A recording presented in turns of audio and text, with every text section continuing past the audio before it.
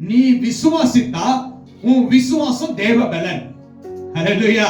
நீ கிறிஸ்து இயேசு கிறிஸ்துவை உண்மையா நீ விசுவாசித்தினா அவருடைய பலன் உனக்கு கொடுக்கப்படும். அந்த பலன் உன்னை தாங்குன்றாருங்க. அதுதான் இன்றைக்கு நான் பலனோடு பேசுறேன்னா அது கிறிஸ்துவுடைய பலன் என்று அந்த ரோமாபுரியில பவுல் பேசுறார். அந்த ரோமாபுரியில என்ன பண்றாருங்க, பவுல் பேசுற நோக்கம் என்னன்னாக்கா, என் பாவத்தை மன்னித்தாருப்பா, நான் எப்படிப்பட்ட ஒரு மனுஷனா இருந்தேன், உங்க கண்களுக்கு முன்பாக என்ன நீங்க பாத்தீங்க, நான் எப்படிப்பட்ட ஒரு பாவத்துல இருந்தேன், கிறிஸ்துவுக்கு விரோதமா இருந்தேன், அவரு அப்படிப்பட்ட மனுஷன் என்னையே மன்னிச்சுட்டாரு, உன்னை மன்னிக்க ரெடியா இருக்கிறாரு, உன்னை ஆசீர்வதிக்க ரெடியா இருக்கிறாரு. அந்த விசுவாசம் உனக்கு வேணும், நீ விசுவாசி, அந்த விசுவாசம் உனக்கு பலனாய் காணப்படும். ஹல்லேலூயா. நீ விசுவாசிக்கும் போது உனக்கு பலன் வந்துடும், நீங்க விசுவாசிக்காத போது உங்களுடைய பலன் போகும். ஆனா இயேசு கிறிஸ்துவை உண்மையா விசுவாசிக்கிற ஒவ்வொரு பலன் தேவ பிள்ளைகளுக்கும் அவருடைய தேவனுடைய பலனாய் காணப்படுகிறது. ஹல்லேலூயா. இன்றைக்கு யாரெல்லாம் விசுவாசிக்கிறீங்க? ஒரு ஆமென் சொல்லலாமா? கரங்களை தட்டி ஆண்டவரை மகிமைப்படுத்தலாங்களா? இன்னும் உற்சாகமா கரங்களை தட்டலாமா? கீழ் வசனத்தை வாசிங்க. விசுவாசத்தினாலே பாருங்க, விசுவாசத்தினால தாங்க நம்ம பிழைக்க முடியும். விசுவாசம் ஒரு மனுஷனுக்குள்ள இல்லைன்னா பிழைக்க முடியாது. பிழைப்பு இல்ல.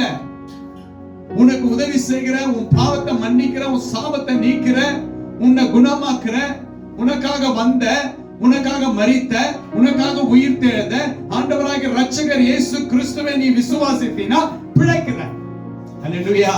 இந்த உலகத்துல மாத்திரம் இல்ல, பரலோக நித்திய ஜீவன் பிதாவின் சித்தத்தின்படி நீங்க பிழைக்க போகிறீங்க. அதுதான் இயேசு கிறிஸ்து சொல்றாருங்க. அதுதான் பரிசுத்த ஆவியானவர் ஹோலி ஸ்பிரிட் அந்த இடத்துல பவுலோடு பேசுறாரு. ஹல்லேலூயா. அப்போ நமக்கு விசுவாசம் ஒன்று இருந்தா நம்ம என்னவாகிறோங்க, பிழைக்க காணப்படுகிறோம். அதுதான் வார்த்தை சொல்லப்பட்டு, விசுவாசத்தினாலே நீதிமான் பிழைப்பான். நீதிமான் தானே பிழைப்பான். நான் எப்படி பிழைப்பேன்? கேள்வி இருக்கு தானே. நான் நீதிமான் இல்லையே, நான் பாவியா இருக்கிறேனே, நான் அநேக பாவங்களை செஞ்சேனே. நீ நீதிமானா ஆக வேண்டும் என்றால், உன்னுடைய பாவங்கள் மன்னிக்க வேண்டும் என்றால், ஆண்டவராகிய இரட்சகர் இயேசு கிறிஸ்துவை நீ விசுவாசி, உன் பாவத்தை மன்னிச்சிடுறாரு, உன் சாபத்தை நீக்கிறாரு. எப்ப நீ விசுவாசித்து இயேசு கிறிஸ்து கிட்ட அறிக்கையிடுறியோ அப்பவே நீ நீதிமான். ஹல்லேலூயா. அதை வச்சுதான் ஆண்டவர் அங்க ஹோலி ஸ்பிரிட் பேசுறார் பவுலோட.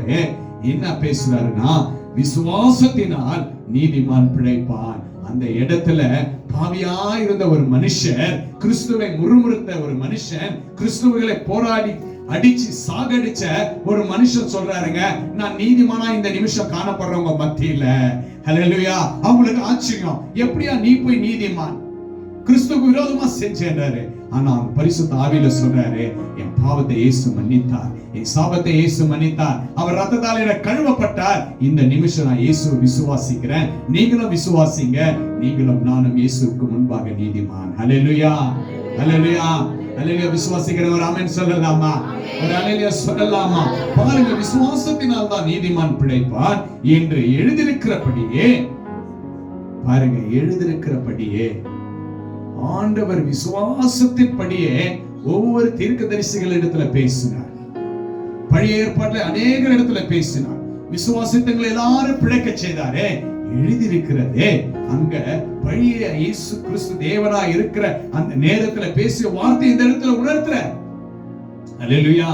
அப்போ எழுதியிருக்கிறபடியே படிங்க, எழுதியிருக்கிறபடியே விசுவாசத்தினால் உண்டாகும் தேவ நீதி விசுவாசத்துக்கென்று அந்த சுவிசேஷத்தினால் வெளிப்படுத்தப்பட்டிருக்கிறது. ஹல்லேலூயா. பாருங்க, விசுவாசத்தினால தேவனுடைய வார்த்தை எழுதப்பட்டிருக்கிறது. தேவனுடைய வார்த்தை சுவிசேஷம், இயேசு கிறிஸ்து பேசிய ஒவ்வொரு அற்புதமான வார்த்தைகளை எழுதப்பட்டிருக்கிறது. அந்த சுவிசேஷமான வார்த்தைகளை நீ விசுவாசித்தால் நீ பிழைப்பாய். ஹல்லேலூயா. நம்ம பிழைக்க வேணும்னா நமக்கு என்ன வேணுங்க? விசுவாசம். நம்ம நீதிமான் ஆகணும்னா என்ன வேணுங்க? விசுவாசம். யாரை விசுவாசிக்கணும்? உன்னியம் எண்ணியம் உருவாக்கின நம் பாவங்களை மன்னித்து உனக்காக எனக்காக மரித்த நம் ஆண்டவராகிய இரட்சகர் இயேசுவை விசுவாசி. நீ நீதிமான், நீ நீதிமான். அல்லேலூயா. நம்மெல்லாம் யாருங்க? நீதிமான் தேவ பிள்ளைகளே. இயேசு விசுவாசிக்கிற ஒவ்வொரு தேவ பிள்ளைகளும் நீதிமான்களாய் காணப்படுகிறோம். அந்த நீதி உள்ள நியாயாதிபதி இடத்துல நம்ம எல்லாரும் இருக்க வேண்டும் என்றுதான் ஆண்டவராகிய இரட்சகர் இயேசு கிறிஸ்து இந்த உலகத்துக்கு வந்தார். நம்முடைய பாவங்களை மன்னித்தார், நம்முடைய பாவங்களை அவர் மேல சுமந்தார். அடிக்கப்பட்ட ஆட்டுக்குட்டி போல மௌனமா இருந்த நோக்கம் என்ன? அவர் கத்திருக்கலாம், ஐயோ வலிக்குது என்னை விட்டுனாக்கா விட்டுருப்பாங்க. என்ன பண்ணிருப்பாங்க? ஒரு மனசாட்சி வந்துருது இல்லையா? கத்தனை அழுதா. ஏன் அவர் மௌனமா இருந்தாரு? அடிப்பா, என்னை துன்பமுறுத்துப்பா, என்னை சாவடி. ஏன்னா நான் மரிப்பதற்காக தான் வந்தேன். என் பிள்ளைகளுடைய பாவங்களை சுமப்பதற்காக தான் நான் வந்தேன். என் ரத்தத்துல என் பிள்ளைகளுக்கு விடுதலை கொடுப்பேன் என்று சொல்லி அடிக்கப்படுகிற ஆட்டுக்குட்டியை போல ஒரு ஆடை அறுக்கும் பொழுது, ஒரு ஆடை பலி கொடுக்கும் போது எப்படி மௌனமா அமைதியா இருக்கிறதோ, இயேசு அப்படி வாய்களை திறக்காத இருந்தார்.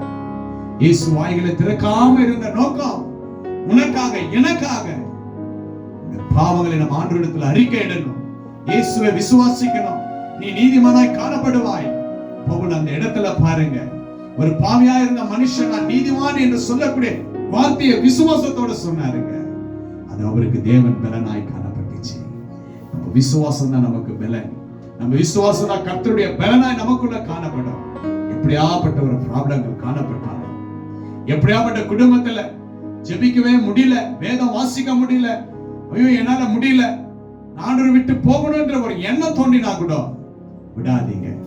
உங்களுக்குள்ள இருக்கிற இயேசு பெரியவர். நீ விசுவாசிக்கும் போது உங்களுக்கு அற்புதத்தை செய்வார். நீங்க விசுவாசிக்கும் போது உங்களுக்கு நன்மை செய்வார். நீங்க விசுவாசிக்கும் போது மனுஷனுடைய பலன் உங்களுக்கு இல்லாம போகும். இயேசு தேவன் உங்களுக்கு பலனாய் காணப்படுவார். உங்களுடைய எல்லா சூழ்நிலைகளும் இயேசு உங்களுக்கு பலனாய் இருப்பார். உங்களுடைய வியாதியில பலனாய் காணப்படுவார். உங்களுடைய கடன் பிரச்சனையில பலனாய் காணப்படுவார். குடும்ப சமாதானத்துல பலனாய் காணப்படுவார். உங்களுடைய பிள்ளைகளுக்கு பலனாய் காணப்படுவார். உங்களுடைய கணவருக்கு காணப்படுவார். எல்லாருக்குமே தேவன் ஒரு நல்ல பலனாய் காணப்படுவார். நீ விசுவாசித்தால் மாத்திரமே தேவ பிள்ளைகளே. நீ விசுவாசி, இயேசுவை விசுவாசி. உனக்காக எனக்காக மரித்த இயேசு அவர்தாங்க. சொல்லப்பட்டிருக்கிறது பாருங்க, சுவிசேஷத்தினாலே வெளிப்படுத்தப்பட்டிருக்கிறது. இன்றைக்கு இந்த வார்த்தை சுவிசேஷத்தை உங்களுக்கு அறிவித்திருக்கிறோமே, என்னுடைய வார்த்தையா, என் வார்த்தையா அல்ல, ஆண்டவராகிய இரட்சகர் இயேசுனுடைய வார்த்தை. இந்த சுவிசேஷத்துடைய வார்த்தையை நீங்க விசுவாசிக்கும் பொழுது கர்த்தர் உங்களுக்கு பலனாய் காணப்படுவார். பாவங்களை ஆண்டவர் மன்னித்தார், சாபங்களை நீக்கினார். அவர் யாருமே கொடுக்காத இயேசுனுடைய ரத்தமும் சரீரத்தை நமக்கு கொடுத்திருக்கிறார். அந்த ரத்தத்தையும் சரீரத்தையும் புசிக்கிறோம். அந்த வல்லமையை நமக்கு கொடுத்தார். அவர் ரட்சிப்பை கொடுத்தார். அந்த ரட்சிப்பு நமக்கு பெரிய ஆசீர்வாதமாய் காணப்படும். இன்றைக்கு ஒரு முடிவு எடுங்க. எந்த ப்ராப்ளம் வந்தாலும், எந்த சோதனை வந்தாலும், எந்த போராட்டங்கள் காணப்பட்டாலும், என் இயேசுவை விட்டு நான் பின் போக மாட்டேன். என் இயேசு என்னை பலப்படுத்துவார். என் இயேசு என்னை தாங்குவார். அவரே நான் விசுவாசிப்பேன். அவரே என்னை தாங்குவார். தேவனே எனக்கு பலன் என்று இயேசு கிறிஸ்து உங்களை பார்த்து இந்த வேலையில சொல்லிக் கொண்டிருக்கிறார். நீதி உள்ள பிதாவிடத்துல உங்களை கொண்டு போவார், நம்மளை கொண்டு போவார். நம்ம ஆண்டவரை முகமுகமாய் பார்ப்போம். கிறிஸ்துவின் சாயலா மாறிடுவோம். நம்முடைய அழுக்குகள் எல்லாம் நம்மளை விட்டு போயிடுச்சு. ஹல்லேலூயா. எப்படி இயேசு கிறிஸ்துனுடைய சரீரத்துல நம்மளுக்கு ஆண்டவர் நமக்கு அந்த அப்பத்தையும் ரத்தத்தையும் புசிக்க கொடுத்தாரோ, அதே போல பரலோக ராஜ்யத்துல இன்னும் புசிப்பதற்காக அவருடைய சித்தத்தை நமக்கு நிறைவேற்றி வைத்திருக்கிறார். அதை நம்ம எடுத்துக்கொள்ளும். ஹல்லேலூயா. இயேசு கிறிஸ்துனுடைய போர்வை நம்ம அடைந்து கொள்ளுவோம். கிறிஸ்துனுடைய சாயல் எப்படி, அந்த போர்வை நம்ம போற்றிக் கொள்ள முடியுமா? ஆனா எப்படி முடியும்? நீ ஞானஸ்தானம் எடுக்கும் போது அதை போற்றிக் கொள்ளுகிற.